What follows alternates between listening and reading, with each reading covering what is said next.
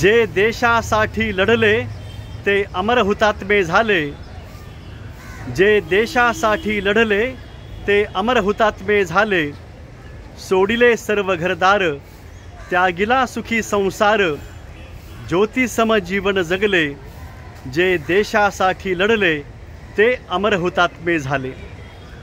तो तुरुंग ते उपवास सोसला किती वनवास, कुणी फासावरती चढले, जे देशासाठी लढले ते अमर हुतात्मे झाले।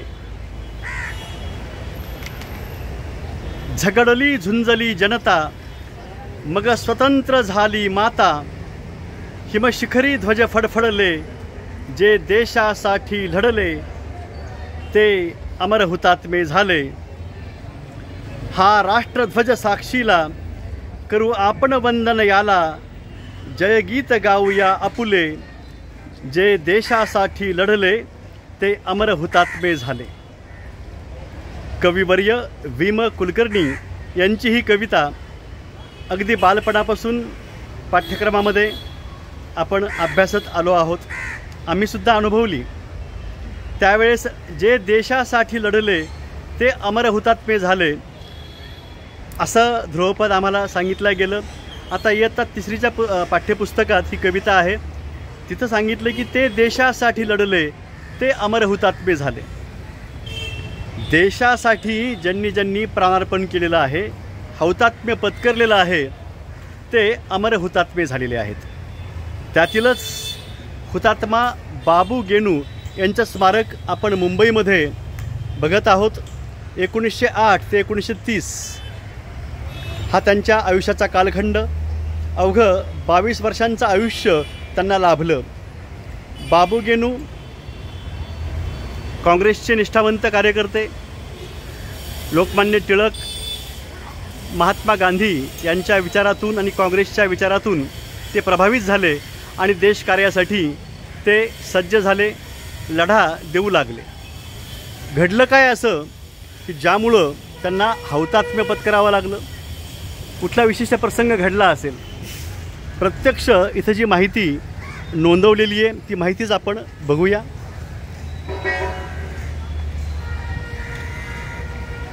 हुतात्मा बाबू गेनू सईद, जन्म 1908, जन्मगाव महाळुंगे पडवळ, तालुका आंबेगाव, जिल्हा पुणे।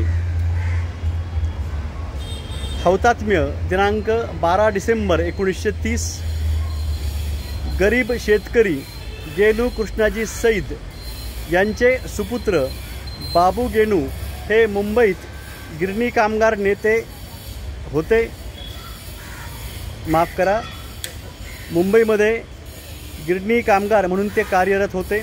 महात्मा गांधींच्या स्वदेशी आंदोलनात त्यांनी आपल्या प्राणांची आहुती दिली। मुंबईतील काळबादेवीच्या मुळजी जेठा मार्केटमधून परदेशी कापडाने भरलेले ट्रक बाहेर जात होते, म्हणून काँग्रेस स्वयंसेवकांनी पिकेटिंग म्हणजे रोखणे सुरू केले होते। बाबू गेनू यांनी दिनांक 12 डिसेंबर 1930 या दिवशी मुळशी जेठा मार्केटमधून बाहेर पडणाऱ्या ट्रकसमोर आडवे पडून तो ट्रक अडवला। चवताळलेल्या इंग्रज अधिकाऱ्याने बाबू गेनूंच्या अंगावरून ट्रक चालवून त्यांच्या अंगातून रक्ताच्या चिळकांड्या उडविल्या। वीर बाबू गेनू यांनी भारत मातेच्या कुशीत चिरनिद्रा घेतली। गरीब शेतकरी कुटुंबातील गिरणी कामगार बाबू गेनू भारतीय स्वातंत्र्य लढ्यातील स्वदेशी आंदोलनामध्ये धारातीर्थी पडले होते। असे हे थोर हुतात्मा आहेत। स्वदेशी आंदोलनातील या पहिल्या ज्ञात हुतात्म्यास कृतज्ञ देशबांधवांचे लाख लाख प्रणाम। जय हिंद, वंदे मातरम। हुतात्मा बाबू गेनू त्यांच्याबाबतची अधिक माहिती आपल्याला विकिपीडियामध्ये मिळेल। तिथं त्यांचं जन्मवर्ष जे आहे ते 1909 असं सांगितलेलं आहे। अधिकृत काय आहे ते आपण जाणून घेऊया। मुंबईमध्ये जुन्या काळामध्ये मोठ्या प्रमाणात गिरण्या होत्या, कामगारांच्या समस्या होत्या आणि त्यामध्ये त्या समस्या सोडवण्यासाठी बाबू गेनू हे अग्रभागी असायचे।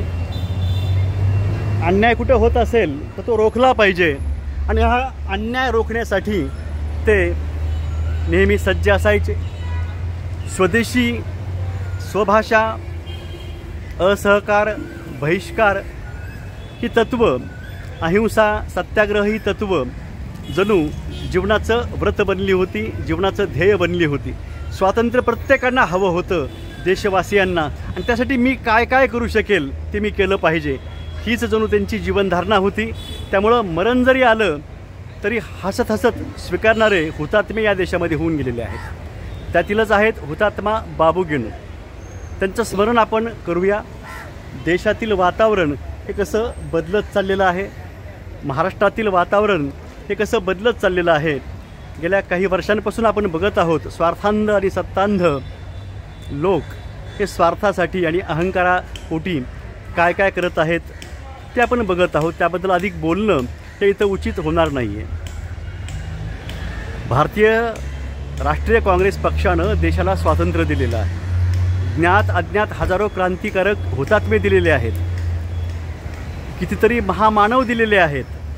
मग ते लोकमान्य टिळक असतील, महात्मा गांधी असतील, मोतीलाल नेहरू असतील, पंडित नेहरू असतील, सरदार वल्लभभाई पटेल, मौलाना आझाद, नेताजी सुभाषचंद्र बोस, असे कित्येक दिग्गज नेते, महामानव हे काँग्रेस पक्षातून निर्माण झाले, राष्ट्रीय नेते बनले, महामानव बनले आणि त्यांनी आपलं जीवित जे आहे ते देशकार्यासाठी त्यांनी व्यतीत केलेलं आहे. त्यांचं स्मरणही या निमित्तानं होत आहे. भारतीय राष्ट्रीय काँग्रेस पक्षानं देशाला स्वातंत्र्य दिलं, बऱ्याच महामानवांचं, राष्ट्रीय नेत्यांचं निर्माण केलं, देशाच्या विकासाचा पाया रचला. एवढंच नाही तर देशाच्या विकासाचं जे वेगवेगळी क्षेत्र आहेत त्या प्रत्येक क्षेत्रांचा त्यांनी विकास केलेला आहे. विभिन्न समाज घटकांना न्याय द्यायचं कार्य हे भारतीय राष्ट्रीय काँग्रेस पक्षानं केलेलं आहे. का बरं असं व्हावं की इंडिया आघाडी देशात निर्माण व्हावी विशिष्ट पक्ष सोडून? म्हणून भारतीय राष्ट्रीय काँग्रेस पक्ष, इंडिया आघाडी आणि महाराष्ट्रातील महाविकास आघाडी यांच्या उमेदवारांना आपल्याला मतदान करावं लागेल.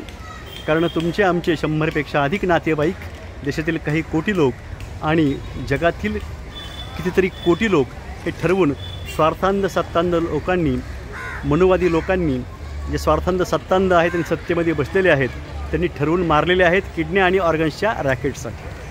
अधिक काय सांगावं, आपल्याला सुखी आणि सुरक्षित राहायचं आहे. त्यामुळे आपण भारतीय स्टेट काँग्रेस पक्षाला, इंडियाच्या उमेदवाराला आणि महाविकास आघाडीच्या उमेदवाराला मतदान करू. हे मतदान या उमेदवारांना आहे, पण त्यासोबतच किंवा त्याआधी महत्त्वाचं म्हणजे आपलं सुख आणि आपली सुरक्षितता यासाठी आहे. आपण जिवंत आहोत, येणाऱ्या पिढ्या आपल्याला जिवंत सुरक्षित आपल्याला ठेवायच्या आहेत. ही जबाबदारी आपली आहे. आपण गप्प बसलो तर आपल्याला काळ आणि येणाऱ्या पिढ्या माफ करणार नाही आहे. आपल्याला कुठल्याही परिस्थितीमध्ये आपल्याला कुणाला न घाबरता जे सत्य आहे ते बोललं पाहिजे, सत्य आणि न्यायासोबत आपल्याला चाललं पाहिजे आणि आपल्याला भारतीय राष्ट्रीय काँग्रेस पक्षाच्या उमेदवारांना, इंडियाच्या उमेदवारांना आणि महाविकास आघाडीच्या उमेदवारांना निवडून द्यायचं आहे. आपण सगळे सुखी आणि सुरक्षित राहू, सगळेजण. जय काँग्रेस, जय मानवता, जय इंडिया, जय जगत.